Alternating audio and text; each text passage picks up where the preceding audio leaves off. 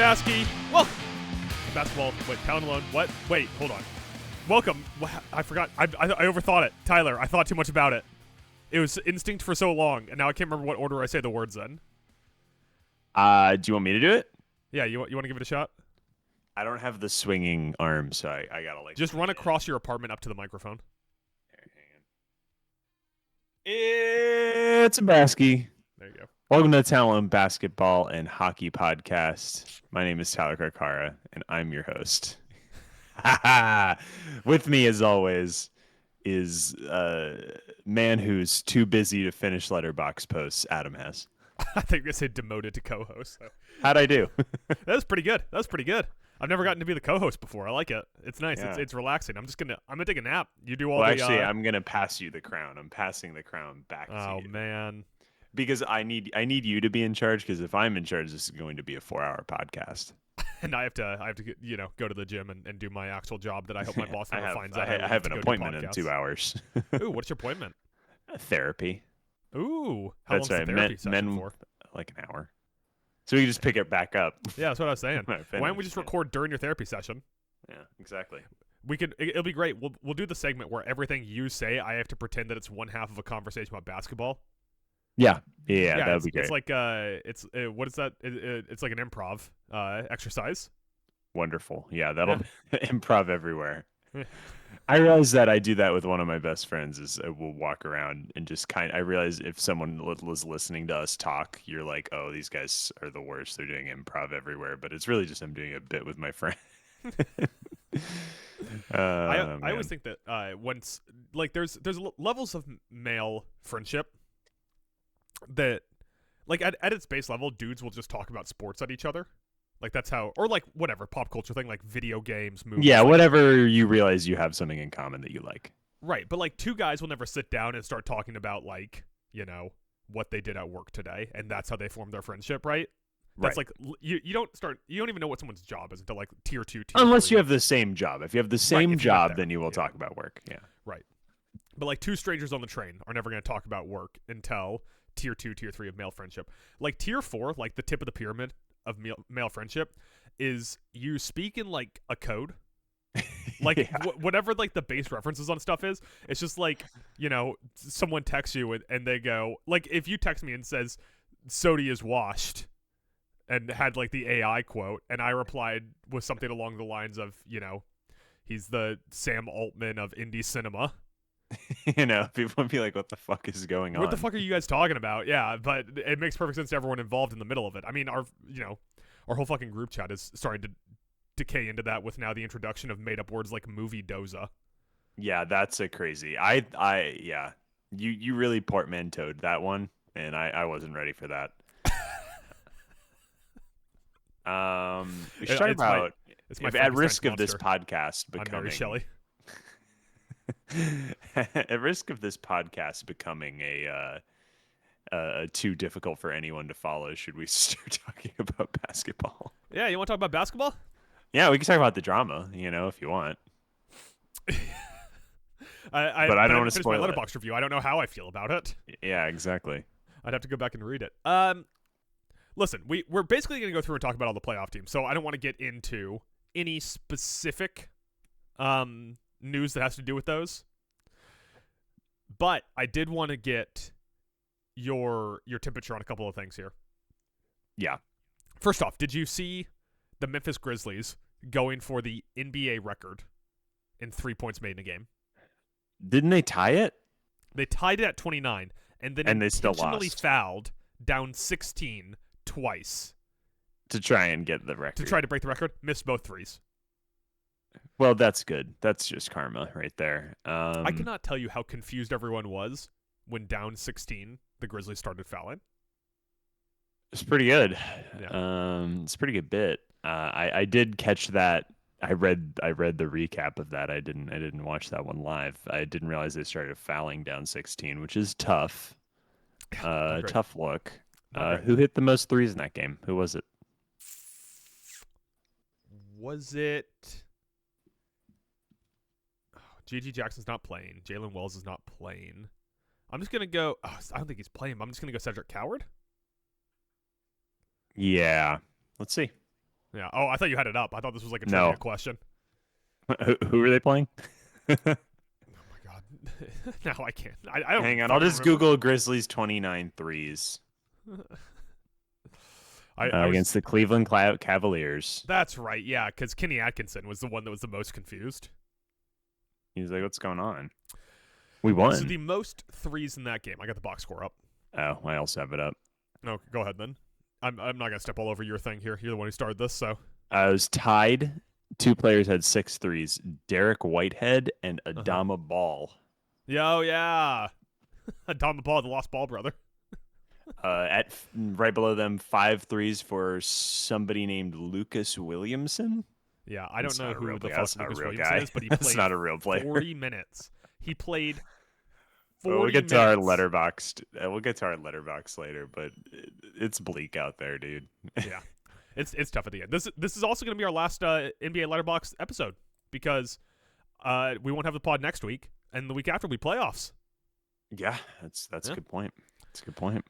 While we're talking about people intentionally fouling, did you see the whole everyone was accusing the Sacramento Kings of intentionally fouling to tank? I missed that one. In their game against the Warriors near the end of it, Doug Christie called for Dougie McBuckets to foul, and he fouls Curry while they were in the penalty. Curry shoots 2 free throws in a game they go on to lose by 5 points. And Christie said that he wanted to use a timeout before he lost it at the 3-minute mark. So he needed them to foul so he could use a timeout and didn't realize they were in the bonus. But from the outside, it really looked like it was a close game. And they wanted to make sure that Golden State got a couple extra points there. Oh my god. Everything's good. The NBA is a good product. We love it. It's the best. Is there a sport that's like nailing it right now? I guess that's the question. I guess football Baseball? always. Baseball feels like I feel like people are kind of mixed on the ABS thing. But people love how fast the ABS thing is, which I've been watching a lot of hockey to gear up for the playoffs as well. Hockey reviews are worse than basketball reviews. Well, the ABS thing is just a computer. You just point at the computer and the computer goes yes or no. It's not, you know what I mean? Like, it's not like sick. We have to watch this 1,000 times. It's great. The funny part about it is that you only have 2 of them and anyone can do it. So, like, a player will just go. Imagine if, like, Luka had that potential. It'd just be like 2 minutes into the first quarter. He'd be like, shit, we already used my challenges. And they're out of challenges. Shit, sorry, guys. That's what's Luka challenged the same ABS play system. twice. Yeah, oh man, the NBA is on a huge downswing. We should turn this into a hockey and baseball podcast next year if this continues. I think we should go hard and go like deep baseball podcast level for the MLB playoffs because MLB playoffs fucking rule. The MLB playoffs are great. Yeah. All playoffs are great. Is there a sport where you're like, ugh, it's the playoffs? I mean, I have one in mind, but it's such a like well actually answer that I don't really want to use it. I would love to hear. Is it fucking NASCAR, man? Oh, well, yeah, okay. Fucking yeah, I see what you mean. Like you're right, but also like okay, that barely counts. That's what I'm saying. Yeah, it's such a well actually answer. Yeah. Well, actually, NASCAR does. Well, but you're also not wrong. That's why I stopped watching NASCAR as a child. They lost me. They're like, now there's a playoffs, and I'm like, I'm out. I stopped watching. I was 12 years old. Like, this is not the sport I love. I do not like oval tracks. That's my problem. I have found them more difficult to watch as I get older and have less free time. Yeah. But I mean, I used to stay up and watch like 5-hour full like end-to-end NASCAR races. God, that's the other thing. It's so long. Like F1, you sit down, it's hour 45 minutes. Yeah. I mean, NASCAR is borderline an endurance sport. It's definitely has it feels like an endurance sport. Yeah. I mean, there's good stuff in there. They do road courses now. Sometimes they'll do dirt tracks. You're also, I mean, yeah. I don't know. I don't watch NASCAR anymore. I can't stump for it. It's kind of a shitty product. Yeah, and any month now we'll get F1 back. Oh man, yeah, they're doing a great job too. By the way, they're really killing it. Everyone hates the cars, and they canceled 2 races, so we're getting Miami and then another 2 weeks off before Canada. Yeah, exactly. Fun to get one race in 8 weeks just because someone had to go to war for no reason. Yeah, whatever. What is there? A forever war happening? God, I wanted to watch. I want to watch Bahrain. Yeah. How am I supposed to enjoy life without watching the Saudi Arabian Grand Prix? Yeah. Tyler, we are not an F1 podcast, but we have in the past done F1 podcasts, to be fair. In fact, on this feed earlier this season, we kind of did an F1 podcast. We disguised it as a basketball podcast, but it was really an F1 podcast because we were so freaking excited for the new season that we all hate now. I've been enjoying it. By we all, you mean Max Verstappen? Max Verstappen, yeah. The Luka Doncic of car racing. Yeah, but we are He's got gearing up for the NBA playoffs, the most exciting playoffs in all of the NBA. And for that, sure. I figured that we're going to go through here. And it's more exciting than the NBA tournament, the mid-season. It is more exciting playoffs. than the NBA tournament. Yeah. Which might come into play for Wemby to win Defensive Player of the Year. We're not doing a 65-game rules thing. I don't care. I've heard it too much. I'm tired of hearing about it. I'm tired of talking about it. I get Anthony Edwards is ineligible. I get Luka Doncic might not be eligible. I get Wemby might not be eligible. I'm tired of talking about it. I'm with you. 65-game rule and tanking. We're not here. We're not here to talk about it. We're not doing it. We are here to celebrate tanking. We are here to talk about tanking teams later in this podcast. Yeah. But we are going to give several different ratings, or one of several different ratings, to every playoff team in both conferences here. And I don't have those ratings in front of me because for some reason I didn't put them in my Google sheet. Do you happen to have whatever ratings I wrote down? The rankings are believe with qualification, question, doubt, and no chance. There you go. You want to start in the East or the West? I'll leave it up to you, bud. Whatever. All right, let's start in the East. Let's start in the East. He's avoiding talking about the Timberwolves as long as possible. I'll just be happy if one of us says believe with qualifications. Yeah. We'll start with the 1 seed, the Detroit Pistons, who have officially clinched the conference. No chance of anyone passing them. 58-22, finished season 7-3, despite Cade Cunningham only having one functioning lung. I think they even won last night in his return, but Detroit. Yes, they did. How do you rank their chances as a contender? I believe with qualification. What would those qualifications be? The qualification being like how healthy is Cade? 1, 2. I wonder what this team looks like 3 playoff series in. Like I know they're all like a bunch of mean sons of bitches. Like it's not a question of toughness. It's just like when you get to like Game 5 with the Celtics in the Eastern Conference Finals, like Celtics have been there. That's all. I haven't seen it. I haven't seen the Pistons do it. This team lost 25 games in a row like 2 years ago. So those were the days, man. That was great for the podcast. Yeah, excellent content. I just want to see it. I got a little bit of a Pistons hot take for this one, and that's that I'm questioning. And really? Part of that is they might be the unfortunate recipient of having to play the Charlotte Hornets in the first round. You think the Hornets are going to give them a run for their money? Well, so they crushed the Hornets earlier in the year, in December. But the Hornets kind of found their stride post All-Star break, especially after the New Year. Yeah. So this is a different Hornets team. They're performing differently. Con Knipple is going toe-to-toe against Cooper Flagg for one of the most contested rookies of the year since, I don't know, Donovan Mitchell and Ben Simmons. They play tomorrow. So maybe I believe with qualifications, because the qualification for me is if they take care of business against Charlotte, then I'm not worried about them until the conference final. But the Hornets, I think, are a more difficult matchup than just about anyone's going to get in round 1. Yeah. Like, maybe you would say, like, Hawks are more difficult, but the Hornets just have so much offensive firepower to their game. I would say it's the Hornets. Like, the number 1 net rating post All-Star break in the NBA, not named Oklahoma City, I think. Or maybe not named Oklahoma City or the San Antonio Spurs. Yeah, the Hornets are so good, dude. It's so scary. It's so annoying. Yeah, 7-3 in their last 10. Con Knipple is on pace to hit the most 3-pointers in the league this year. Not amongst rookies, not amongst white guys, just period. 3-point king. 3-point king. Concanipple. He's buckled in tight. They just lost to the Celtics, but before that, they knocked off the Timberwolves and Suns in the midst of a 4-game run, where they also beat teams that aren't even trying to put a competitive basketball team.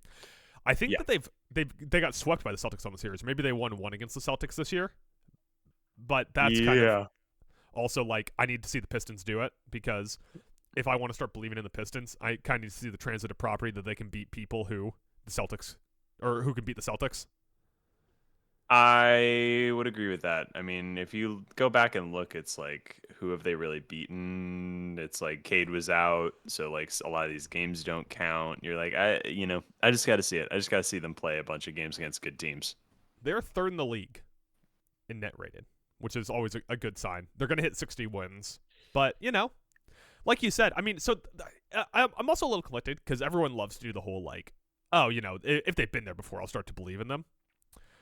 And Detroit hasn't like been there before, but if it wasn't for like a super obvious OG Anunoby foul on Tim Hardaway last year in the end of, what was that, game 6, game 7, whatever it was, the Pistons might have made the conference championship, or at least, had a competitive series against the Jason Tatum-less Celtics last year. Playoffs. That's true. You're not wrong. But we'll see. I mean, this could be a Thunder thing. The Thunder, did they win a playoff series before they made their run all the way to the finals? Like, yeah, I don't think so. I feel like they didn't, right? Wait, so that would have been the 2024 playoffs. Let's see. Yeah, I think they got eliminated by the Mavericks, or that sounds right at least. The Lakers, maybe. Oh, jeez. Yeah, they lost in they made it to the second round. They won they run the first round against Memphis? New Orleans. New Orleans. The Pelicans or the Saints? There's no way the Pelicans were in the playoffs 2 years ago. It was the Pelicans. And then they lost to Dallas. Yeah. Okay, at least I got the Dallas thing right. I'm not a completely washed podcaster. But with that, let's move on to our anyway. 2 seed. I am time comes for us all. Yeah. Let's move on to the 2 seed in the Eastern Conference. The Boston Celtics, who are 54-25, 3.5 games back of the 1 seed. Obviously, they aren't going to catch them because there's not enough games left. 7.7 net rating the midst of a 4-game win streak, including wins over the Timberwolves, which is going to be a common theme as we go forward here. The Hornets, Raptors, Bucks, and Heat. So with that, what is your tier, your rating, whatever we're calling this, for the Boston Celtics? I believe in the Celtics. I know, me too. Isn't that so annoying that Jaylen Brown turned into an MVP candidate, and now we just have to be like, all right, the Celtics are maybe the best team in the East. Yeah, it's like they get Tatum back, and Tatum just fits in seamlessly, and there's no issues, and they kick the crap out of the Hornets yesterday, and they're in the midst of kicking the crap out of a few teams. The Milwaukee Bucks game they won was just, I mean, it was impressively bad from the Bucks. Yeah, that's tough. Vooch. I keep forgetting Vooch is on the Celtics. Every time I turn them on, I'm like, oh, it's Vooch. You must turn them on really intermittently in fourth quarters then, because Vooch ain't playing a ton of minutes. No. I mean, yeah. 23 minutes yesterday. Did he really? 23 minutes for Vooch. Yeah. Any idea? This is against the Hornets, actually 2 days ago. How many points do you think he had? On 23 minutes? In 23 minutes, yeah. 6 points. It's less. Really? It's 3 2 points? points. 2 points. 1 for 10 from the field. How does a center go 1 for 10 from the field? Was Kalkbrenner just standing in his shoes the entire night? How do you do that? Genuinely no idea. Shout out Vooch. He's the GOAT. The GOAT of what? Important. The GOAT of the 2010s Orlando Magic. Remember that year he averaged 23 points and made an All-Star game? He did that. Remember? I'll never let anyone forget. Thanks for being a good trade chip. Yeah, you guys really won that trade, and yet still we wake up every day and the going, team is as good as when they traded Vooch. That team was like a 7 seed first round playoff loss team, and guess what we are now? 7 seeds. Second round playoff. Well, actually, you're not. The second round. You think they're going to beat the Celtics? when it's Oh yeah, that's a good point. yeah. Let's not put the 76ers before the horse or anything. Yeah, exactly. The 3 seed, New York Knicks, currently 55 or 51, not 55. I've granted them 4 wins, 51-28, plus 6.4 point differential. Currently on a 3-game win streak. 3-game win streak. Karl Anthony Towns, 13 All NBA. Question. I have some questions here. Namely, is this team good? I don't know. They're a 50-win NBA team. Can't take that away from them.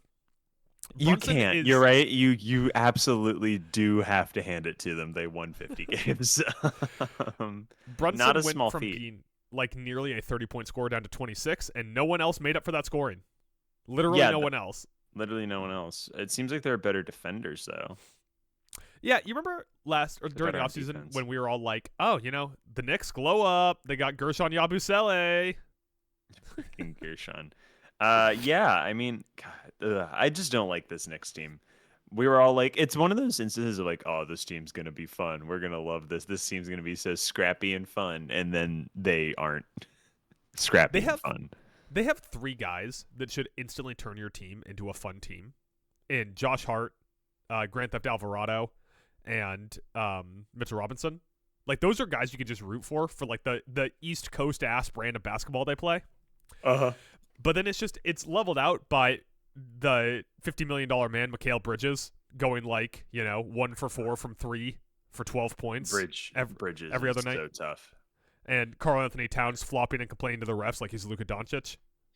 Is there is the Mikal Bridges trade the worst trade in the category of, well, he's pretty much about as good as you could expect, but he's not a complete disaster, but like we gave up way too much.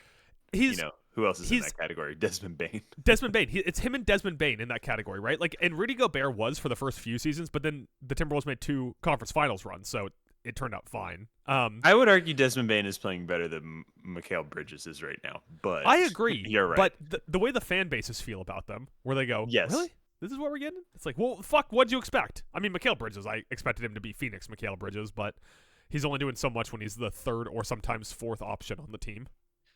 Remember when he averaged like 25 a game in Brooklyn? Remember that next team who wants to sign Michael Porter Jr. Yeah, I was about to say, Brooklyn is the worst factory to go to win rings. It is the best factory to go to get a randomly large paycheck in a few years. I mean, unless you're Cam Thomas. Cam Thomas was averaging like 25 a game, and people were like, no thanks, get lost, have fun learning Chinese, buddy. It's crazy. I think I'm with you on this. I got some Knicks questions. Yeah. Could you imagine telling someone in like the 90s, be like, yeah, there's a guy who scored 25 a game. He sucks. Yeah. That's funny.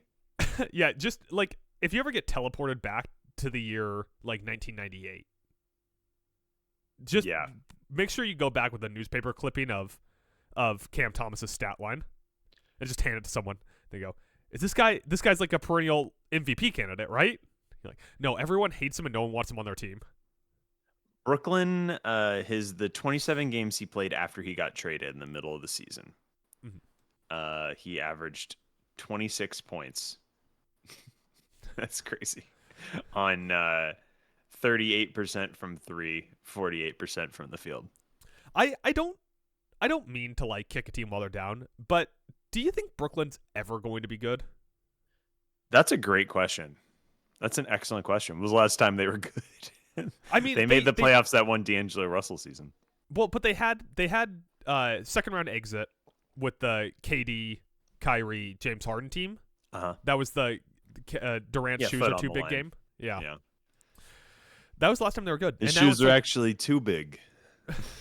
When's the next time that team's going to be good?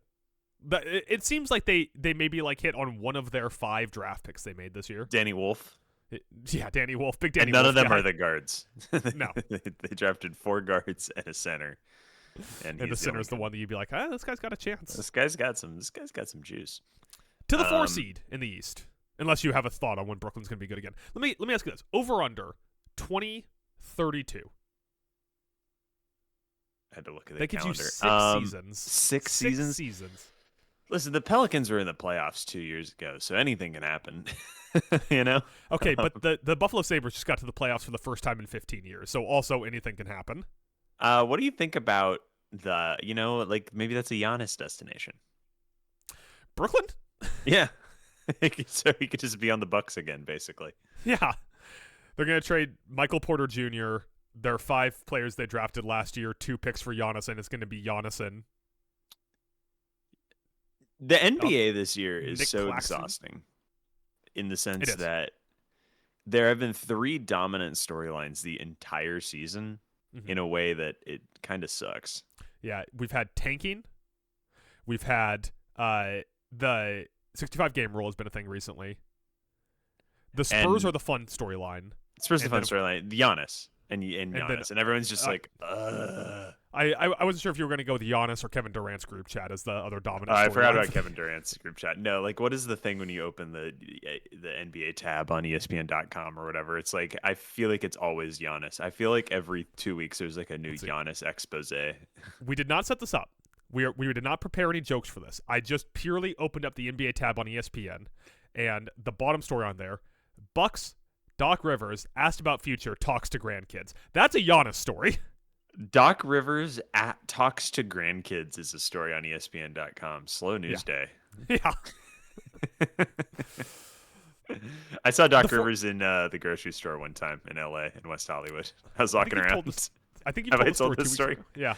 2 weeks in a row? Yeah. Damn, I'm washed. Yeah, right? So Dude, I spent my morning watching chess. That's pretty washed. That's pretty bad. I mean, the other night my wife was like, "You want to watch this new TV show?" And I was like, "No, I got to watch this 1968 Czech New Wave film. It's called The Fireman's Ball." My 100th movie. My 100th movie on Letterboxd this year was Reservoir Dogs, and I don't know how I should feel about that. You are on a tear with movies. I'm like well over my average from last year. I'm at like 60, but you being over 100 is out of control. But here's the thing. Here's what it is. I am ahead of you exactly one MCU. Yeah, you are ahead of me exactly one MCU. You and I are on the same pace. Like, we are watching movies at the same pace. And it's that way. We're like, I'll go log something on Letterboxd, and it'll be like 2 days after you just log something. Or like, you'll watch 2 movies in a day, and then a few days later, I'll watch 3. Like, we are on the same pace of watching movies. I just also watched the entire MCU. That's the difference. That's funny. And also, like, when we're talking about movies watched this year, what percentage of your movies are Star Wars Episode 6? Like, 40% of the movies you watched this year? I mean, 2 of the 60 movies, so like a solid one. I think I gotta do the math. Yeah, like 1/30th of the movies Sorry, I'm not a math guy. Of the movies I've watched were Star Wars, so I watched Star Wars twice in a row. I would say that's too many. I watched it 2 days. I watched Star Wars 2 days in a row. That's ridiculous. I would never watch a movie 2 days in a row unless it was Begonia, The Bride, or Project Hail Mary. I just had some questions on the first rewatch. I rewatched it the first time for like we can't do a Star Wars thing. We can't do a Star Wars thing on this podcast. I don't know enough. It's just gonna be so masturbatory in the edit when it's just you sitting there talking about Star Wars to yourself. The 4 seed. Okay. The Cleveland Cavaliers. Currently tied in the wins column with the Knicks, but one more loss, down a half game from the 3 seed, have clinched a playoff spot. They're the final team to have clinched a playoff spot. On the season, they have a plus 4.3 net rating, 8-2 in their last 10, one of the hottest teams in the NBA. What do you rate this team? Question. This is, yeah. And that question would be? Are they good? I know I'm a basketball podcaster. I should probably have a take on that. But I feel similar to the Knicks about the Cavs, where you're just like, I mean, it's the same team as the last 2 years, basically. And I didn't see it the last 2 years. So my question is, what makes this year different? I'm smashing the doubt button. And I feel bad for it because I am a massive Donovan Mitchell defender. I think he should be one of the top 5 MVP candidates. And he is not going to be. He's averaging 27, 4, and 5 with a better assist-to-turnover ratio than anyone else on the team with any real turnovers. He has 1.8 steals plus blocks per game this season. And he is the best player on one of the best teams in the East and has not missed a fucking game. God bless. All that being said, I'm doubting the Cavs. My answer is I'm doubting them. And it's because of James Magic City Harden. Yeah, so crazy. I keep forgetting. He's another guy where I keep turning on the Cavs. I'm like, oh, right. Oh, yeah. It looks James Harden's on this right? team. Like, it looks weird. It's the first team I've seen him on where I'm like, this doesn't look right. It doesn't look right. Like, he looked right on OKC. He looked right on Houston. He looked right on the Sixers. He looked right on the Clippers. Brooklyn. He didn't look right on Brooklyn. But no, that looked right to me, you know? Okay. This is the first one where you're just like, you see him in the maroon or whatever. You're like, what? Wait, what's happening? do you think, because, like, now that he's just been out of shape for, like, 6 years straight, do you think it's that in the maroon he kind of looks like a bratwurst? Is that why it looks weird? He looks like a hairy bratwurst. Yeah. He just kind of looked like a bratwurst. I don't like it. I don't like it at all. I don't like it. I don't watch it. I'm out. Yeah. And for those reasons, I'm out. I'm out. All right, next up, the Atlanta Hawks. Ooh, this team, man. This team, 45-35, 13 games back of the overall 1 seed, 5 games behind Cleveland, who they play each other again tonight, or tomorrow, my apologies. Plus 2.5 net rating. Nickeil Alexander-Walker, probably the favorite for most improved. Either him or Wemby. Wemby might be. It might be Wemby. You think they'd give it to Wemby?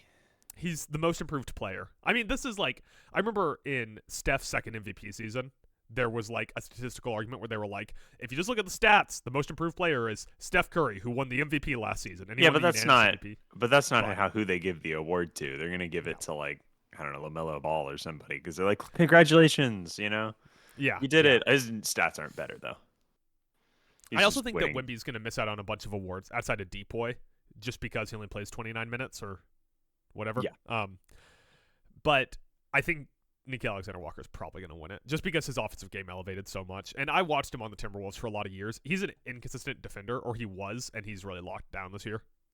He was more of a defender by reputation than by action. But he's the second leading scorer on this team, ahead of former Atlanta Hawk Trae Young, who averaged 19.3 in his 10 games. You know what they have a lot of on this Hawks team when you look at their statistics page? Number 1 overall picks who don't really contribute all that much. That's a very good call. Zachary Richer, healthy scratch the other night. Healthy scratch That's for so Zachary tough, Richer. dude. Yeah. They have a lot of guys tough. that they either traded for or traded away this year.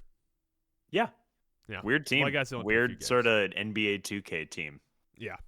They also, like, Jalen Johnson is like an ascending star and is like a fill the stat sheet guy, right? Like, he's averaging a 22 and 10 with almost 8 assists. Like, he's averaging what some of us would call a Jokic. But I don't think anyone's like is Jalen Johnson going to make an All-NBA team? No, there's no shot. That's crazy, isn't it? Is it? 22, 10, and 7 with 1.7 stocks. He's like He's on a great defensive very piece. I don't know, mediocre team. Mediocre. One of the hottest teams since The the 7 seed. Yeah, but that's because they had to make up a lot of ground from when they were really bad to start the year. Wait, sorry, the 5 seed. The 5 seed. I'm silly. Yeah, I don't know, man. You just locked onto another mediocre team at 7. Yeah. Okay. No.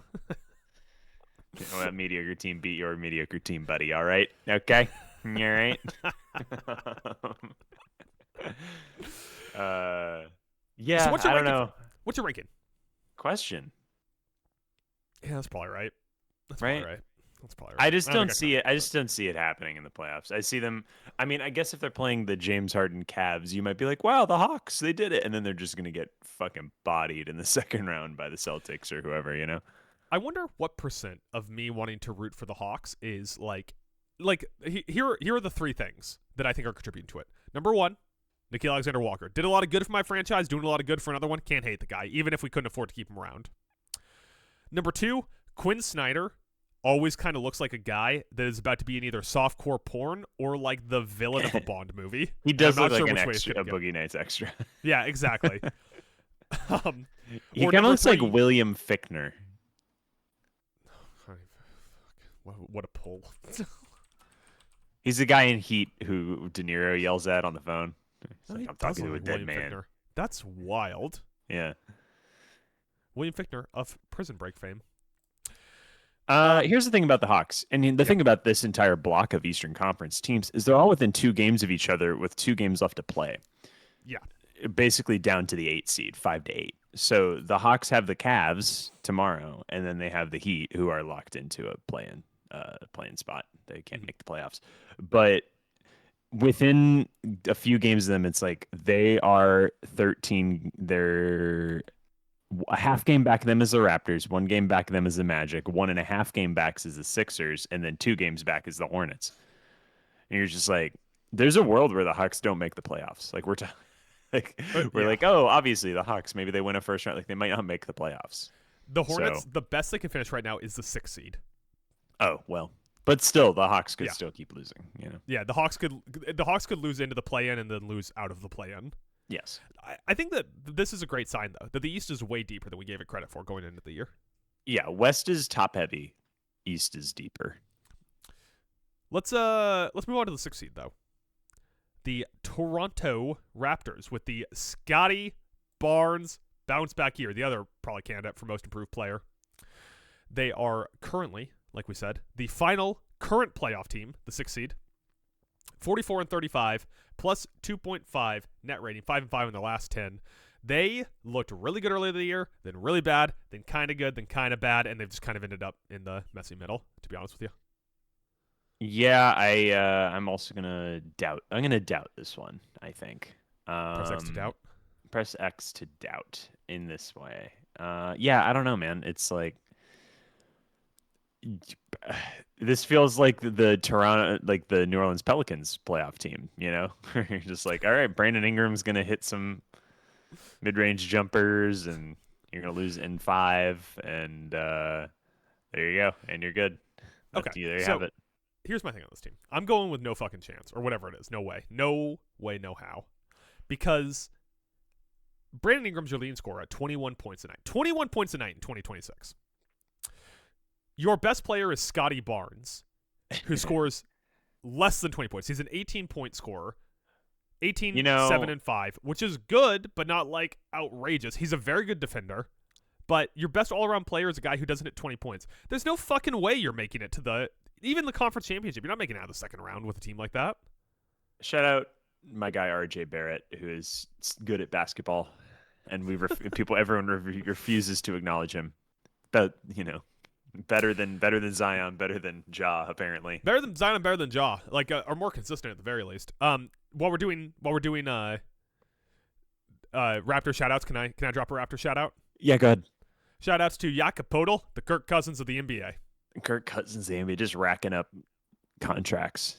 Have you seen Kirk's contract with the Raiders? It's technically like a 1 year, $20 million, but it could be up to like $250 million or something crazy. Yeah, there's like a world where it's like 5 year, $250 million, but it's really a 1 year, $20 million. You're just like, how did that? I guess that's a moral victory for Kirk. But he's either getting paid like Marcus Mariota or Shohei Ohtani, and there's really nothing in the middle. Yeah, exactly. And isn't it just indicative of the Toronto Raptors that in the middle of a segment on them, we would talk about Kirk Cousins instead of talking about them?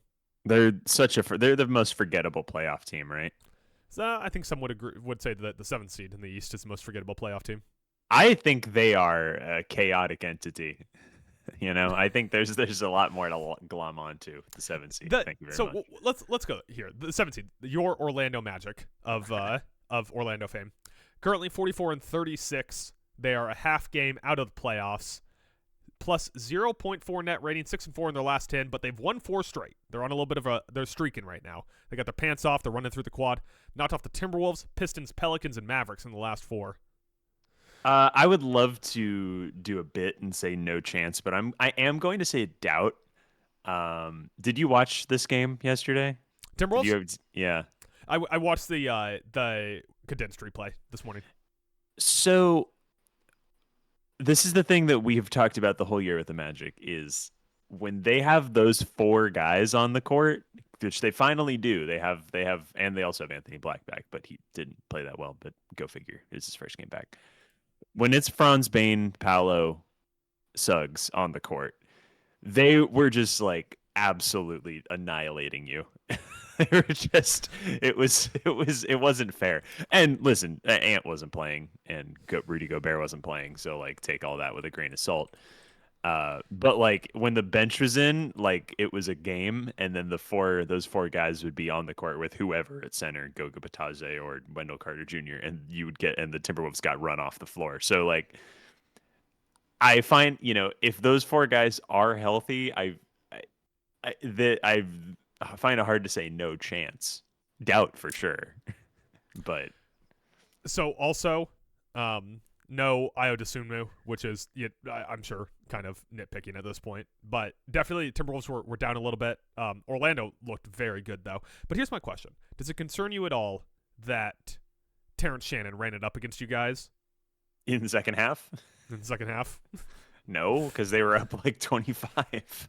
You swept the season series against the Timberwolves, right? I sure did. Two up, two down.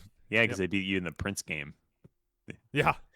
On Prince night, they took you out. That was just, the Timberwolves didn't even show up for that one. That one was embarrassing. The Magic are the kings of everyone being like, wow, washed, cooked, fire everybody, and they might win like 46 games and be a playoff team. And you're just like... They're going to be in the second round up 2-1 against Cleveland, and we're still going to be like, is Jamal Mosley getting fired today, or wait until the series is over? Exactly. I'm gonna come with you on the doubt train. Yeah, but I'm not giving up. I'm not giving up in this team. You know why? Because there's a little guy named Jalen Suggs who can. Isn't he the best? Yeah. Isn't he the best? He got rid of the sweatband, and I'm like, oh my god, he's leveled up. Yeah, he's only growing more powerful. He's the best. It's in terms of like favorite players to watch. He's been healthy the second half of the season. He's just getting it on the court. I know that most of it's because I'm friends with you and I want your team to win. But there's just so many guys on the Magic I like. Like even when I was watching the condensed replay and fucking Goga Bitadze is just like hammering dunks and shit. I was like, yeah, I mean, just like you forget about Franz has been out for so long. Franz has been out for so long that like he does his little, like in transition where he'll just like do like a Euro step past somebody in transition and score at the rim, and it's the most fluid thing you've ever seen. You're like, Franz, this guy's really good. You just remember that stuff. They've just been hurt all year, and I think they're just like kind of sick of it. They've been hurt for 3 years. They've never been healthy. Yeah. And the energy I get off of them is like, fuck, I guess we're just going to be a 45. Everyone's hurt again. Yeah. I don't believe in them. No, that's why we're going with doubt instead of believe with question. But in terms of pure roster talent, like, if you were like, well, they snuck into the 6th seed and they, beat the Knicks in the first round, I wouldn't be like, impossible, how, And I will say, 3 players scoring 20 plus a game. Yeah. Ain't bad. Roster. Desmond Bane is good. Desmond Bane is doing exactly what he did in Memphis. That's the problem, is that he's doing exactly what he did in Memphis. So like he's showing up, he's shooting efficiently from 3, he's playing good wing defense. People are like, that's it? We were expecting, this guy to tie everything. He was supposed to be like, well, it helps. He was always going to be like the 3rd best player on the team, but the problem is Franz is out and Paolo just stopped being good at basketball. So now he's the best player on the team, and you're like, this is a problem. Well, you guys got a pretty easy play-in schedule if all things break right now. Where if you're in the play-in, you'd be getting a Philadelphia team that maybe doesn't have Joel Embiid or Tyrese Maxey. Yeah, I mean, and there's a world where they still sneak into the playoffs here. They've got the Bulls tomorrow, and then the Celtics is their final game. But who knows if the Celtics will be playing anybody then? Playing for anything at that point, yeah, because they're locked in. So, you never know. We'll see. They're only 1.5 game back to the 5, 1.5 games back of the 5 seed.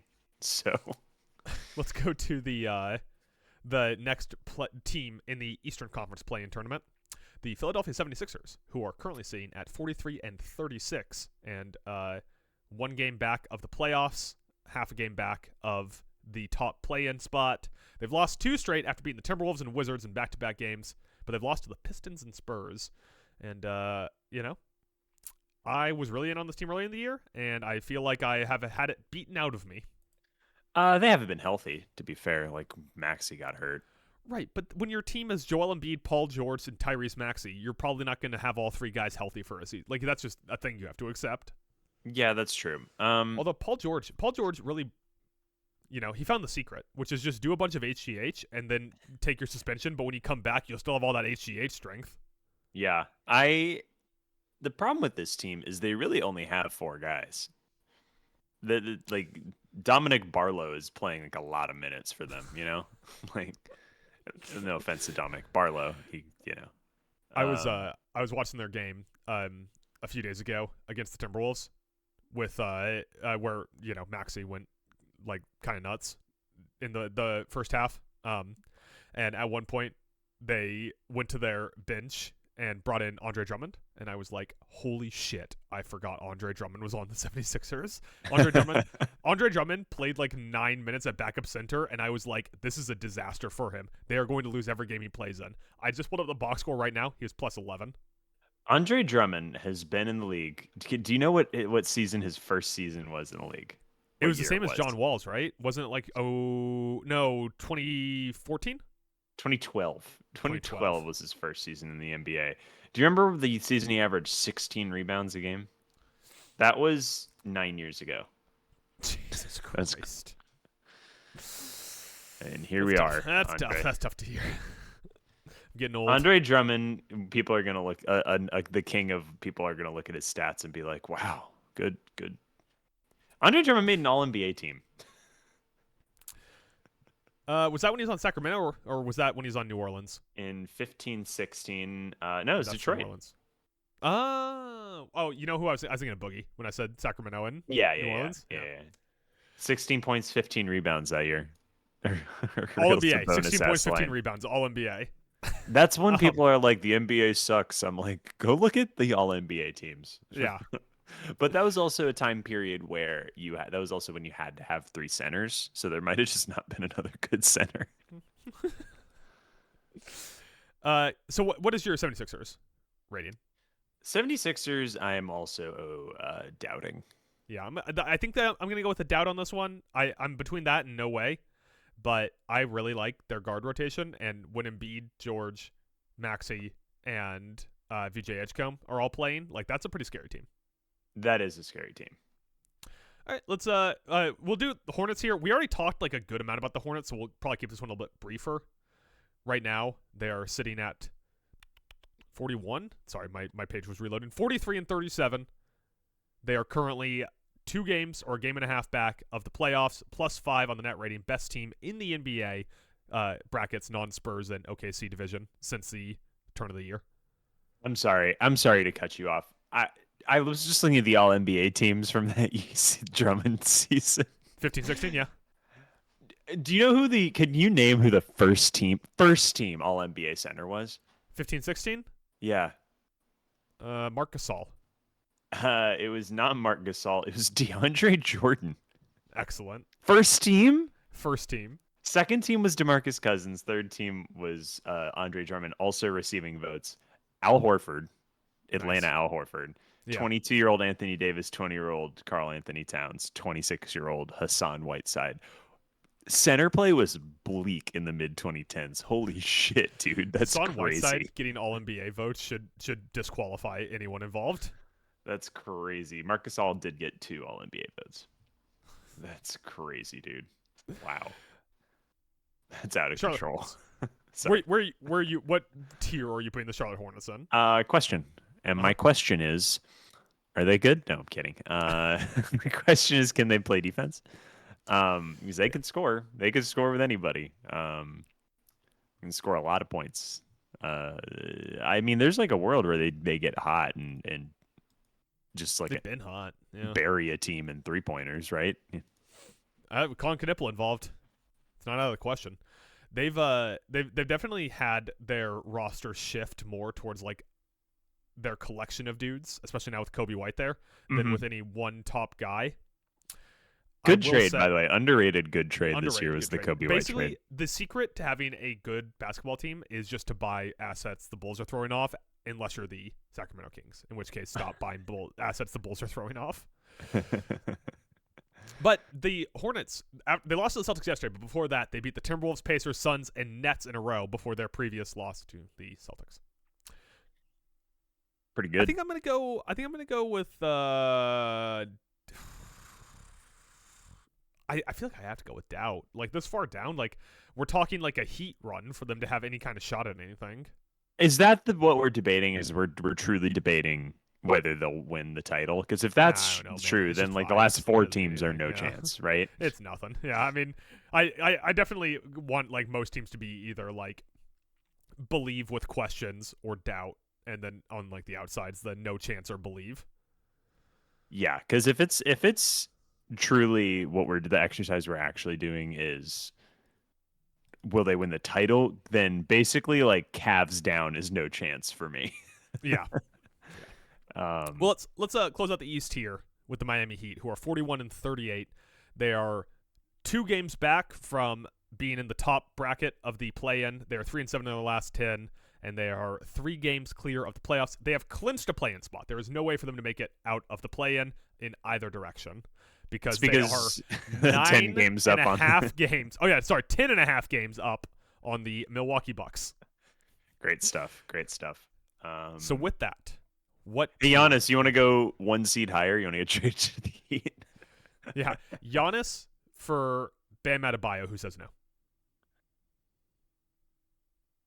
I'm out on trading for Giannis. Earlier this season, I was like the Magic should trade for Giannis, and now I'm out. I think I'm good, actually. Hey, Mike. Yeah. How likely do you think the Knicks are to win the title this year? Give them a 1 in 16 chance. Mike says 1 in 16. What do you think their odds are? Oh well, you can pull. I'm sure we can pull it up. Yeah. Do you think that their book odds are better or worse than a 1 in 16 chance? He just said 1 in 16, like half the league. Plus 1,600 probably sounds right. Plus 1,600 wouldn't be a 1 in 16 chance. Yes, it would. That's not how betting math works. Yeah, what? That's 16 to 1. It's not a 1 in 16 chance. No, it's not. It's not close. Oh, I assumed he meant like 16 to 1. No, he said 1 in 16 chance. Oh, 1 in 16 chance is crazy. Man. So I don't know what that relates to. So a plus 1,600 would be a 5.8% chance. Interesting. Wait, but that's also not what their odds are. Their odds, the New York Knicks odds to win the conference are at plus 400. Plus 400 to win the conference. To win the conference. Their odds to win the title are 19 to 1. Oh, well, it's pretty close. Not to 1. Also, by the way, 1 over 16 is 6%. So it's pretty close. It's about the same as 16 to 1. Okay. Okay, Adam. 5% chance on plus 1,900 is the applied odds. This guy plays chess. This guy plays chess and he knows math and he's better than you. What are we doing for the Heat? What tier are we putting in the Heat? We're now no in chance. This podcast. No chance. They're the first team I've fully given a no chance to, but it should really be all the way down from like Hawks down, I think. Let's go through the West now. Obviously a little bit faster. Let's start here. I don't even know if we need to talk about it. Oklahoma City. Believe. Yeah, believe. They've already clinched the overall 1 seed. They are, once again, the best team in basketball. They fell asleep for a while, had some injuries. If they traded away J-Dub for a bunch of future assets and continued to win for the next 2 decades, it would not surprise me. They are still bringing in the Clippers pick this offseason, no matter what happens. And could they get better logos? He's probably going to win Defensive Player of the Year if Wemby doesn't play enough games. That'd be cool. What's up? I hate Can we get them better uniforms? Yeah, give them the since they're going to put a new team in Seattle, you can really big dick Seattle by just doing the Supersonics colors. Yeah, just take the green and yellow. Oh, there's Mike waving in the background. Hi, Mike. Tyler waved back, but you didn't see it because you didn't stick around. Oh, sorry. Yeah. All right, next Spurs. San Believe Antonio this Spurs. question. 3 games back. What's the question for the Spurs there? 61 Can wins, by the way. Wemby stay healthy for 4 rounds? Can Wemby play 30 minutes? Yeah, that's it. Yeah. I mean, he's already hurt. Let's slow down for a second here. He has Yeah. bruised ribs. Let's slow down for a second here and talk about these Spurs, because you say believe with a question. I think mine is just straight up believe, because Wembanyama is at this point a top 3 NBA player. He's got to play more than 30 minutes a game, Adam. I know. Listen, I know we all love Luke Cornett, but at a certain point, you're gonna have. It's Game 6 against the Thunder. Like you got to play. You got to play more minutes, probably. And maybe he will. He might just do that. He might just be like, "Oh, we were saving him for the playoffs, and that's fine. I just need to see it first." And they have 9 players that are rotation playoff quality players.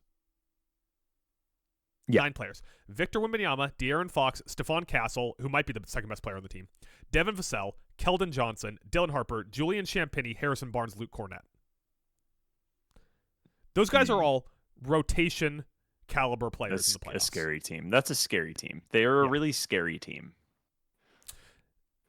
So that's kind of why I'm like, I like, they have to be believed at this point, right? They have far and away the best defensive player in basketball too. I really am concerned about Wemby's health. That's really, and I know that's like if wishes were fishes or whatever, like, if wishes coulda, were shoulda, fishes. woulda, I don't know. I was trying to pull it. It's early. I was asleep before this. Yeah, I don't know. I haven't seen him stay healthy. They're going to kick the crap out of him in the playoffs. I just want to see it. Can I see it one time? I'm sorry. Like, I believe in them. They are a good team. I believe they're going to go deep, probably. But like, if Wemby gets hurt in the first round, you're like, oh well, sure. Yeah, that is the thing. If Wemby gets hurt in the first round, like if Shea goes down in the first round of the playoffs, I would still pick OKC to win the round. If Wemby gets hurt in the first round of the playoffs, I am not picking the Spurs to win their first round matchup. I think I'd still probably pick them over the Suns. You take a Wemby-less Spurs over the Phoenix Suns or Suns. Clippers. Yeah, I think. I think I would. Fair enough. Maybe not the Clippers. Although the Clippers got dismantled last night by the Thunder. Yeah. For the Thunder to clinch the overall 1 seed. Yeah. It feels like the Thunder are like, oh, it's time to try. Okay, and they just annihilate. That's exactly what it was. Also, Thunder. We didn't say this because we kind of blew through them. League leading plus 12.1 net rating. They're also leading the league in defensive rating and offensive rating. I'm sorry, they're second in offensive rating. Yikes. Yeah, I don't know. I mean, listen, you could say that about any of these teams. You could say that about the Nuggets that we were talking about. It literally happened to the Lakers. The Lakers guy got where Luka got hurt, and it's if Jokic And gets Reeves. hurt, you're like, oh, and the Reeves. Nuggets. I just don't know if Jokic is. That's my question. Will Jokic stay healthy? But you're like, Wemby, I feel like is just a much more likely person to get hurt. Right. Well, I mean, Jokic is built like a 4-door sedan, and Wemby is Wemby is built like wet straw paper. Yeah, Wemby is built like a cell tower. Like a strong gust of wind. Yeah. Speaking of Jokic, the current 3 seed, Denver Nuggets, 52-28. They have won 10 straight games to storm back into the conversation as a contender, including wins over the powerhouse Grizzlies, the powerhouse Trailblazers, the powerhouse Jazz, the powerhouse Jazz, the powerhouse Mavericks, the powerhouse Trailblazers again, and a loss to the Grizzlies, which was their last loss. Damn. What? I believe in the Denver Nuggets. You know that song? The Darkness? No, but I just like when there's music on the podcast, you know? Oh, yeah. Such an unmusical group of people sometimes. Yeah. Podcasters. I sing in my soul, I sing with my soul. You are a music guy. You don't get enough credit for it. You're a big music For guy. being a music guy? I'm not a music guy. This guy's Being called a music guy is a little like being called like a horror movie guy, where you're just like, yeah, but there are real horror, like, you watch a lot of horror movies, but there are real horror movie guys, you know what I mean? Where it's like, I've seen every movie on the streaming service Shudder, like there's people out there doing the real work. And I'm, that's my thing with music is like, I am a music guy in so much as I am thoughtful about what I listen to. And I still listen to albums like I'm 800 years old, On a phonograph?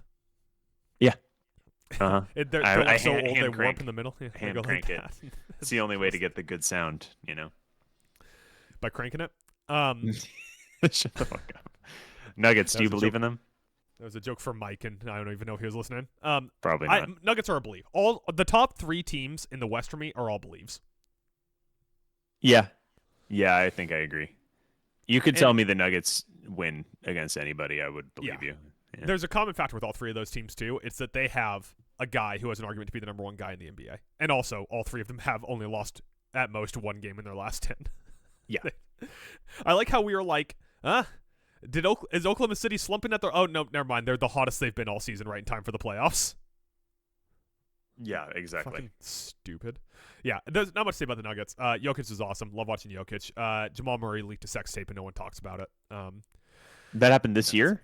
No, that was years ago. But that's all I got. Okay. I was like, if it happened this year, I would have been like, let's watch along on the pod, you know? Yeah, you want to do a scene by scene breakdown? Live reaction, yeah. It's why he has the nickname Jamal Furry, and that's all I'm going to tell you. The Los Angeles Lakers, who have clinched a playoff spot, but have not clinched. They clinched their division, but have not clinched a playoff berth. They are 50-29. They're 13.5 games back of the 1 seed. They are a game and a half back of a top 3 seed. 6-4 in the last 10. They've lost 3 straight. Luka Doncic is out. Austin Reeves is out. Getting a lot of Rui Hachimura, getting way too much Bronny James these days. It's Timmy time. I don't know if you watched any of that Thunder game, but it's Timmy time. I watched every second of that Thunder game. Thank you very much. And I do not know why. Yeah, Drew Timmy, who miraculously shot 50% from 3 and had a minus 26 in the game. No chance. Yeah, here's their starting lineup against the Oklahoma City Thunder in a game they got absolutely waxed on. Rui Hachimura, Drew Timmy, Jake LaRavia, DeAndre Ayton, Luke Kennard. This team was thin when they had Luka and Reeves. Yeah. So, not great, Jim. For posterity's sake, let's go to the Dallas game, the potential Luka revenge game. LeBron played in this one at least. So their starting lineup was LeBron James, Rui Hachimura, Jake LaRavia, DeAndre Ayton, and Luke Kennard. Maxi Kleber played 13 minutes in an NBA game in 2026. And they lost.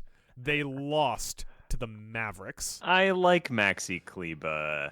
Come on. I like Maxi Kleber in 2019. I don't like Maxi Kleber in 2026. Shout out Dwight Powell, who came and ate at the restaurant the night before they won this game. Did you poison him? Is that why they were so bad? The Mavericks? Mavericks won. What are you talking about? Dwight Powell? Oh, sorry. I was thinking. I was still stuck on the Lakers. Yeah, no. Dwight Powell, he only played 6 minutes, so he's like... Because you poisoned him. Yeah, because I poisoned him. That's right. Got it on tape. Super nice guy, by the way. I'm going to go with no fucking way. Not for Dwight Powell. Dwight Powell, you're like, he's not a nice guy. Bullshit. I think Dwight Powell might be a nice guy. I just think that there's no chance the Lakers are winning shit. Yeah. On to the 5 seed, the Houston Rockets of the Artemis mission, who are 50-29. They are tied with the Lakers and have lost the tiebreaker due to their conference record. They're plus 4.9 net rain on the earth. They've won 7 straight, and they're 8-2 in their last 10. Rockets getting hot at the right time? Question mark? Uh-huh. Uh-huh. I have a question.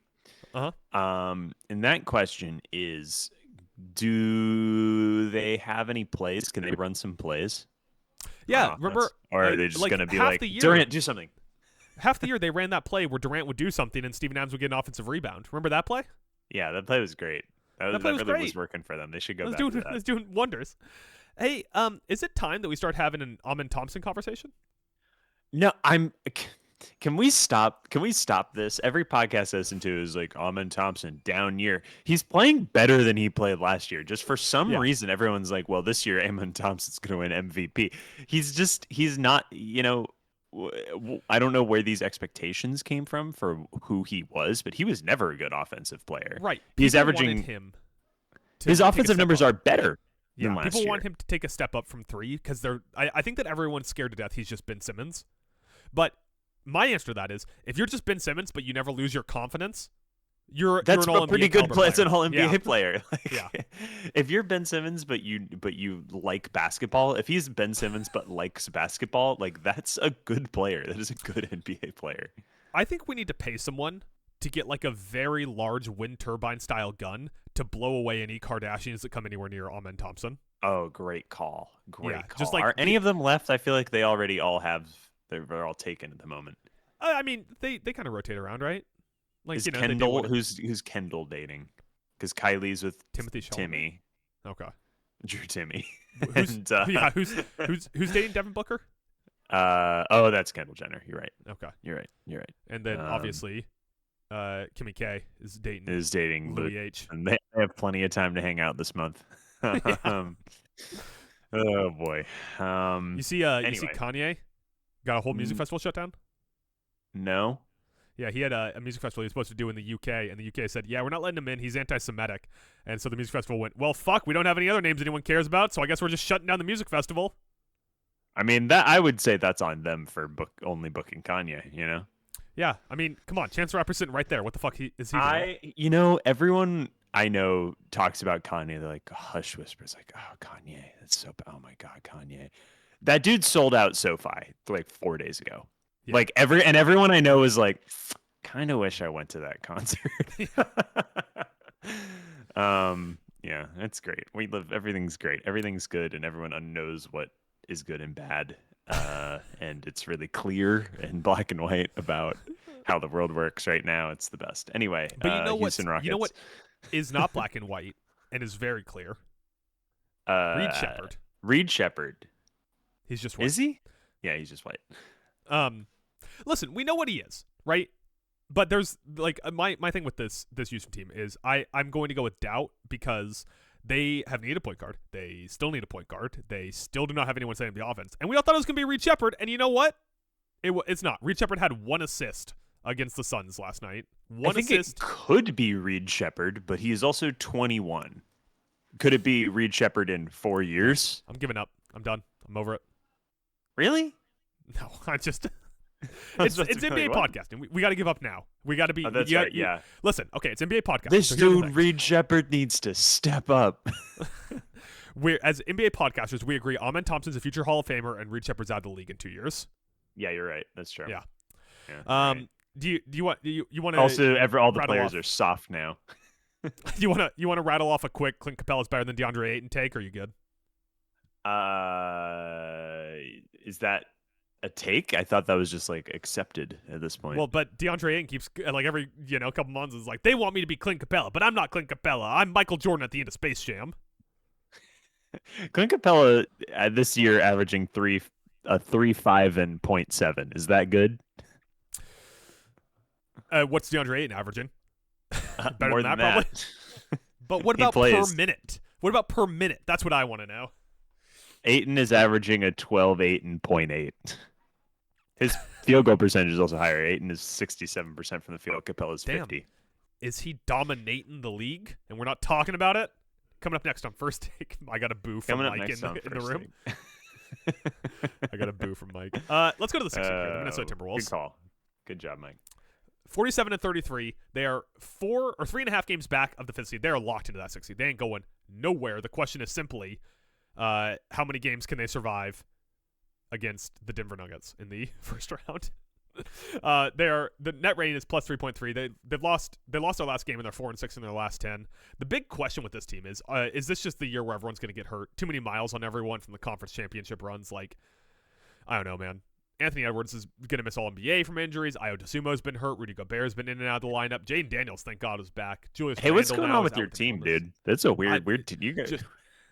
all the miles in the world, and they every fucking April fall asleep at the wheel at the end. Remember, like 2 years ago, the year that they beat Denver in Game 7, they had a back-to-back to end the season against Phoenix. They lost both of them, and that meant they were playing Phoenix in the first round of the playoffs, and they were like, fuck, they lost 2 games against Phoenix, and now they have to play a series against Phoenix. I don't know if they can win this, and then they swept Phoenix. They just fall asleep at the wheel in April. I don't know if it's an Anthony Edwards thing, if it's a Chris Finch thing, if it's, let's blame someone random who I don't really care about, if it's a Luka Garza thing who's not around anymore. But it's all really been Luka Garza's fault, if you ask me. I think it's all Luka Garza's fault. You know, that's it. Let's go get a giant air cannon and blow a Kardashian into the room with Luka Garza. We need to start manufacturing more Kardashians. I feel like Kardashians do that, right? Like they're like the astrophage, right? Like they absorb fame and then split, and then they're slowly consuming all of society. Yeah, the Kardashian. But that's the thing. We're not manufacturing enough Kardashians. They're a dwindling resource like cobalt. Like, we The gotta. Kardashians, the helium of American culture. Yeah. Um. So the Okay. Timberwolves. Timberwolves. I have them. Question. They could be. If you. Yeah. This is all comes down to if you told me, hey, they're gonna do this, would you believe them? Would you believe that? And the answer is yeah. If you were like the Timberwolves made it to the Western Conference Finals, I'd be like, yeah, sure. I just watched them do it a couple Yeah, 2 times. years in a row. Yeah. Yeah, I have them as doubt. My main concern is just they're in the West. So we really need to get those Vegas and Seattle teams in here ASAP. But feels like they don't have that extra gear that those top 3 teams have. And part of the problem is now the West is playing a Timberwolves where they were like, hey, what if we just all got big? And they all got big right in time for the Timberwolves to trade size away. Sure. Timberwolves got small as everyone else got big. And Why'd they trade Cat? Contract mainly. Cat was going to have a massive dumb. cap hit, and they didn't want to have 260 million players on the payroll.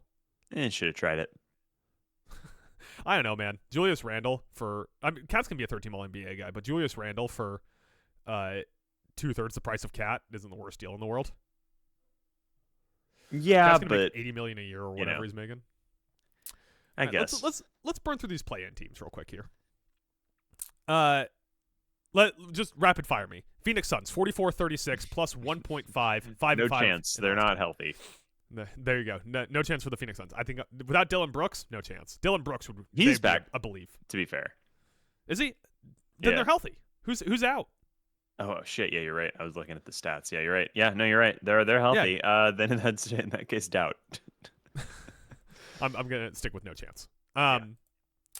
The Los Angeles Clippers. No chance. I'm gonna go. Adam Silver won't allow this. I'm gonna go question. You know what? I'm adding a new category. I don't care. You watched them hope. get absolutely stomped by the Thunder last night. You think they have a chance to win the title? I'm going with hope. I'm putting them in the hope category because nothing would be better than Adam Silver having to hand the Larry O'Brien trophy to Steve Ballmer 2 days It would be before very he hits him with funny. some sanctions about the aspiration thing. It would be so funny. They're waiting for the season end to do aspiration stuff, right? That's what it feels Or like. they're waiting for us all to forget and not do anything. One of the two. I feel like we're not gonna forget. But it's just so much fun to talk about. That's the It's problem. so funny. It's so easy to slip a joke in there about it, you know? Like if this was some weird thing you need an Excel spreadsheet to understand, sure. But like there's just so many Kawhi Leonard not showing up for work jokes you can make. Yeah, it's very easy to make jokes. It's very funny. It's always funny. At 9, the pillars of average this year, your Portland Trailblazers, who are 40-40 with a minus 0.7 net rating, 6-4 in their last 10. They've lost 2 straight to, unfortunately, 2 of the top 3 teams in the West. Okay, here's the deal. My Portland Trailblazers. Yes. At the beginning of the season, you were like, this team's going to win 20 games. Okay? So I think them having a chance to finish over. They did. They won more than that, though. They have a chance to finish over 500. I consider that a win for me, you know? They have the Clippers and Kings to finish the season. No chance, obviously, but like, come on. If they beat the Clippers, I am going to put my entire next paycheck on the Kings to beat them in the last game of the season. That's a good call. Denny Avdia, Scoot Henderson had 20 against the Spurs. You see that? You see that one? Yeah. Is Scoot back? No. Scoot's averaging 14 a game this year. That's not bad. He was the second pick in the draft. The second He's shooting pick 40% from the field. They did a special game between the G League and Wembanyama's PSG team that he was playing for. A special exhibition game so we could see Scoot versus Wemby. And now we're patting this guy on the back for getting 14 points a game. Yeah. 14 points, 4 assists, 35% from 3, 41% from the field. 41% from the field. 41% from the field. Yeah, it's almost as low That's Rudy as Gobert numbers. Point percentage, yeah. That's not good. He's only played 28 games this year though, so let's give him some time. All right. Yeah, let's keep giving Scoot some time. Hasn't had enough time yet. It's only 21 years old. This is too much talk about Scoot Henderson for a final regular season podcast. Rounding out the 10th seed, and with no chance of anyone catching them because they are 21 and a half games clear of the 11th seed New Orleans Pelicans. The Golden State Warriors, 37-42, going to finish below 500, minus 0.2. They've won one straight after Steph Curry came back. The Golden State Steph Currys. You remember early in the season when there was the whole thing where they had to cut Seth Curry, and they're like, "Oh man, well, but in December we'll be able to sign Seth Curry." Remember that? They did the same thing with Mike Conley, so I'm not going to give them any shade for that. Yeah. I'm gonna say doubt. I can't give them no chance because Steph Curry is on the team. I'm gonna give them no chance because while Steph Curry is on the team, no one else is. That's true. Somebody started this game for the Warriors. In the grand tradition of who he start for, named Malavi Leons. That cannot be a real person. Malavi Leons. Okay, can we just go through the all-time starting lineup between the Kings and Golden State Warriors in this game? Yeah, sure. Here's your King starters, right? Precious Achiuwa, Maxine Reynaud, the goat, Daquan Plowden. Daquan Plowden is up there. Daquan Plowden, Neat Clifford, Daquan Plowden, Malavi Leons, and Leaky Black all started games this week.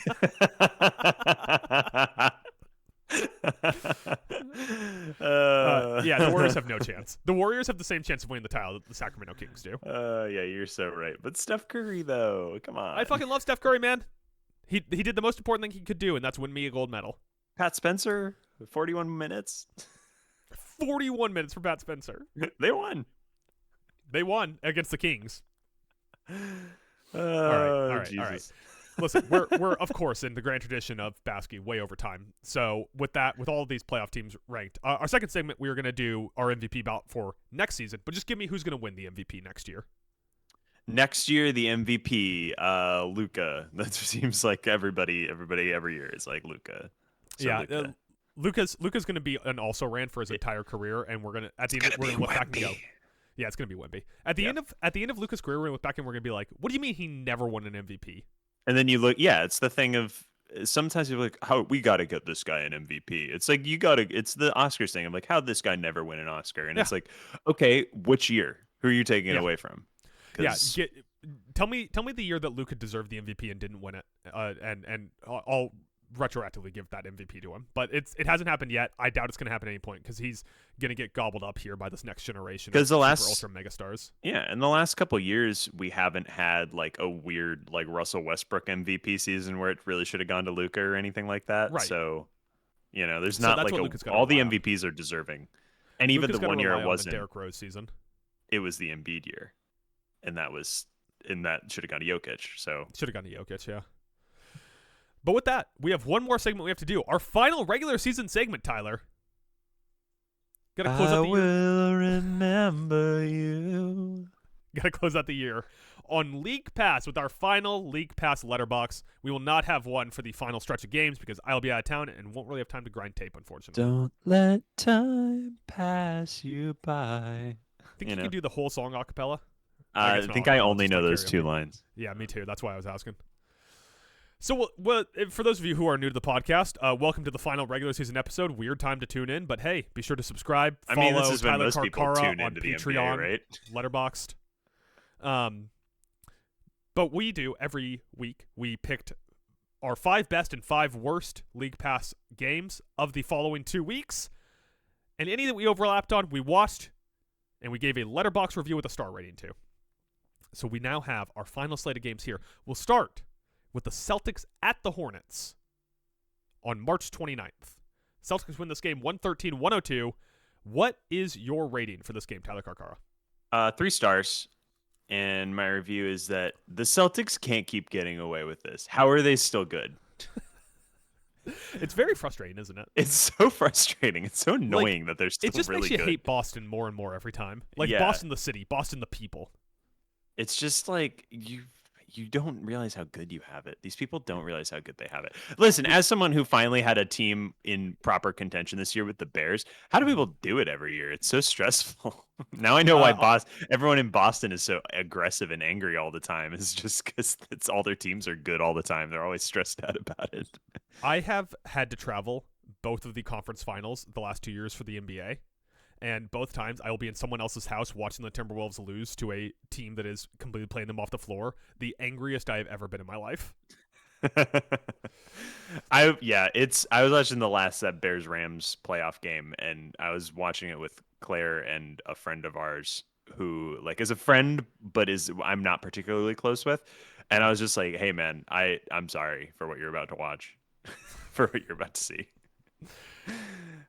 So similar to how I cheated in the last segment and gave the Clippers a hope when that wasn't one of the pre-arranged categories. For the first time, I'm breaking the star ranking system. Oh. You're giving it a like? This game was that'd be pretty good. That would have been way better than what I'm doing. This game is exactly 3.8 stars. Yeah, it's better than 3.5. It was worse than 4. It's 3.8 stars. Sure, I'll allow it. My review is, if it took 5 firsts to get Mikal Bridges, how many firsts would it take to get Miles? That's a good question. 30? 30 first? Cover his bail, too. Yeah. 30 firsts in bail money? Yeah. Our next game, which is another one of our best games. We're not going in chronological. We're going to do our best and then our worst. Our other best game was Thunder at Lakers from April 7th, which the Thunder won 123-87 in an ultra-competitive game that was very fun to watch. I gave this 1 star. And it's the gift from Star Wars, from Revenge of the Sith, of Obi-Wan saying, "You were supposed to be the chosen one." What a bummer. When Luka got hurt, I was like, "Shit, we agreed to watch this game." Yeah. That's tough. Yeah, mine was 1.5 stars, so right around the same rating. My review was Luka don't show it. Yeah. See, because it's like Doncic, but with show in the middle. Listen, he went to Europe to get it to like he Kobe'd. He did a Kobe. He's going to Europe to. Can I tell you my theory on this? Yeah. I think he's going to Europe to hammer beers because you can't do it in Los Angeles without someone pointing it out. So I think he just went to Spain to drink some cervezas. That's where you're gonna check in on him when you're in Europe, right? Yeah, I'm gonna go to Europe. I'm bringing my Luka binoculars, which are. I like to imagine that your trip to France. You haven't told me why you're going to France or who you're going with. So in my mind, you're like Nicholas Holt searching for the Fortress of Solitude. You're just like, I need to find Wemby's kryptonite. Like I need to break into Wemby's. I'm going to his homeland to find the element that will take him down. I'm shooting a documentary there, about how I can take down Wemby. Yeah. On to our worst games. Once again, kind of just a really like an in memoriam for teams that we watched way too much, and it was terrible for the whole season. I'm glad we get a nice little peruse through here on a bunch of teams that we watched way too many games of. So from March 29th, we get the Kings at the Nets, which Brooklyn wins 113-99. 1 star. I hate this. Please stop making me watch the Nets. How did I end up in a Saw-like trap where I have to watch the Nets every week? I gave it 2 stars, and my review was more of a question on: would you believe me if after the draft I told you that one of these 2 teams was going to have 2 rookie starters and it wouldn't be the Nets? Yeah, that's tough. It's tough. The Nets drafted 5 players, and one of them is in the starting lineup. Are any Nets players as good as Maxime Reno? I don't know. There's only like 6 players in the NBA that are better than him. So remember when we started doing this, and we were like the second time we did it, we're like, oh ha ha ha, we have to watch the Nets again. So funny. Yeah. This is so funny. Like, oh my god, I have to. Oh, Michael Porter Jr. Ha ha ha. And now we have to watch the Nets again. I am unhappy with how much Akbaji I watched this year. What's next? When we bring this gimmick back next year, we need to put a limit on how often we can pick the Nets. Yeah, there has to be a limit on. There has to be like a it can't be the same team 2 weeks in a row or something like that. Or at least not the same team for 2 games in the same 2 week spread. Yes, because we will have another Nets game coming up soon. Next up, Pacers at Bulls on April 1st. Final score 145-126, Indiana Pacers.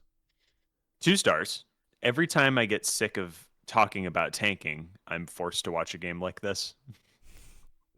I wrote 2 reviews for this one because I was convinced you were going to have a J-Huff review. And so in case you had a J-Huff review, I had a backup review. Okay, sure. I gave it 3 stars. My review is J-Huff the best shooting big man of all time? Can we add Ethan Thompson? There's a guy named Ethan Thompson who started this game for the Pacers. Isn't that Tom Cruise's character from Mission Impossible? Yeah. Ethan Hunt is who you're thinking of. Yeah. Ethan Thompson, we can add him to the list with Daquan Plowden and Leaky Black. And and who's the other guy? Shit. If one of our teams makes, it was someone on the Warriors. If one of our teams, it was like Malel Levy. Yeah. His last name is Levy. You're close. You're almost there. If one of our teams wins a championship this year, I think as like an internal town alone bet, we should have to buy a Daquan Plowden jersey. Or a Leaky Black jersey works too. Well, yeah, this is not the last time Leaky Black's going to come up. My backup review, by the way, in case J Huff, J Huff, pretty good. Yeah, was my backup review is this game is why Tyler and I are going to be excited when the Knicks sign Ben Shepherd to a 3x11 contract. You're right. I love Ben Shepherd. This is the problem. No one should have any thoughts on Ben Shepherd. He played minutes in the finals, okay? Yeah, after Tyrese Halliburton tore his Achilles. Before that. Yeah, sure. Whatever you They were like, can we play Ben Shepherd? And then like the Thunder guards would like tear him limb from limb like a zombie horde. And they'd be like, we can't play Ben Shepherd. Our final game, and the final game, aptly the final game in our League Pass Letterboxd series, Wizards at Nets, April 5th, the Tank Bowl. Loser. Whoa, wait! Takes I had Wizards at Warriors. You had Wizards at Warriors? Yeah. Okay, I guess we're doing 2 different games then. Wait, I listened back to make sure. I listened back yesterday to make sure I got all these games and you say in that pod Wizards at Warriors. I swear to God. Let me see here. I trust you. Let me see what I wrote down. I wrote down Wizards at Nets. Oh, Wizards at Warriors was on the 27th, and we didn't pick that game. Oh, interesting. Huh. Well, let's review them both. I'm going to go Wizards at Nets, the Tank Bowl, where the loser gets the top spot in the lottery odds. Doesn't matter because it's all flat odds, but yeah. I'll review this one, and you can review yours afterwards. Final score was 121-115 the Nets. 3 stars. Josh Minot wearing 00. And let me just say, you're not that guy, pal. You know how fucked my algorithm is that I Googled Wizards at and it auto-filled to Nets? That's where I'm at. It just listed the last 11 Wizards games you had to watch. Yeah. Give me your Wizards Warriors review. This is a good game. It was entertaining. 3 stars. I'm giving it a 3. It's a gentleman's 6. Like, people were playing hard. My review is one phrase repeated 1,000 times. Mm-hmm. Leaky Black 42 minutes 4 points. Leaky Black 42 minutes 4 points. Leaky Black 42 minutes 4 points. It's like and the that book. Just goes on the for typewriter like 15. from The Shining. Yeah, every single page is Leaky Black 42 minutes 4 points. Yeah. All work and no play makes Leaky Black a dull boy. I don't want to ruin. I don't want to shit on these guys who are playing these tanking minutes, but it's really funny. It is. It's. I was pitching to Mike that during the offseason, like the actual offseason, like all 3 major leagues offseason, we should do a guys naming guys pod or a guys naming guys stream where we just sit around, we each like crack a beer, and it's just like we're just naming guys and talking about guys from the last seasons. Ripping through Basketball Reference, you know, ripping through Football Reference. Exactly. Yeah, that's funny. All right, well, Tyler, that's all I got. Anything else you want to mention here on the way out the door? You know, no, I got nothing. Yeah, seemed like a soft no. Everyone go see the drama. It's a good time. There you go. Everyone go see the drama. Go see Project Hail Mary. It's really struggling at the box office. Yeah. Don't go see Super Mario Galaxy. They have enough money. They have more money than God at this point. Oh my God, it's crazy. Yeah, you know what? It's a great regular season with you, buddy. Glad that we're going to be doing this for the playoffs. Do you want to bump it up to 1 pod per week during the playoffs, or you want to stick it every other week? How about we do that tentatively? Let's check in every week and make sure we're good to do that. But check I in think every I week should be able to. as Tyler's eyes start to bleed from all the amount time of he's been staring at basketball screens these days. Yeah. Well, with that, you got any plugs? Check out my Letterboxd. Always. Yeah, T. Carcara. check out I got nothing Letterboxd else, for though. You can see all the lists that he makes all the time, such as his pyramid and his physical media lists. I'm the worst. I'm just so cooked. You're using Letterboxd the correct way. I don't know what you're talking about. You're not trying to get Letterboxd famous. You're just using it to send your friends what you thought about, I don't know, Milos Forman affairs. Yeah. There you go. Yeah, you can watch our live stream. This is where Tyler goes to pee. You actually can't watch our live stream because it already happened by the time you're hearing this. But just as one more heads up to everyone listening at home, we at Town Alone will be off next week because I'm out of town and no one else here knows how to fucking edit, apparently. He's looking for Wemby night. Mike was editing earlier. I made Mike edit the basketball podcast. We'll be back the week afterwards to start covering playoffs. And we'll be back with the streams that week. But in the meantime, be sure to follow me at my socials. They'll be in the show notes. Check out Town Alone for any of our written work. We're finishing up our wrestling series as well on the way out the door. And, like and subscribe. Be sure you unring the bell. You got to go click the bell, go down to notifications off because no one wants push notifications. And Tyler. Speak for yourself. I like when my phone is constantly buzzing. Yeah, you guys with your fucking ridiculous notifications on your goddamn iPhones. I've been hanging out with Mike this week, obviously, and just every 14 seconds his phone buzzes. I always have my phone on do not disturb mode. Always, period. Yep, I haven't had my phone. My phone has not been on audible ring or even silent but vibrate in years. Yeah. With that, Tyler, would you care to guess the player with the fewest minutes per game on the Celtics who has at least 1 point per game? I'm sorry. You know what? In honor of Leaky Black, the fewest minutes per game with at least 4 points per game. At least 4 points per game in honor of Leaky Black. Fewest minutes with at least 4 points. 4 points. Fuck. Now I'm thinking about it too much now. Is it Jordan Walsh? Jordan Walsh is close. Jordan Walsh has 5.3, but has slightly more minutes than Baylor Shireman. Bayley. Baylor Shireman. And with that, let's get out of here.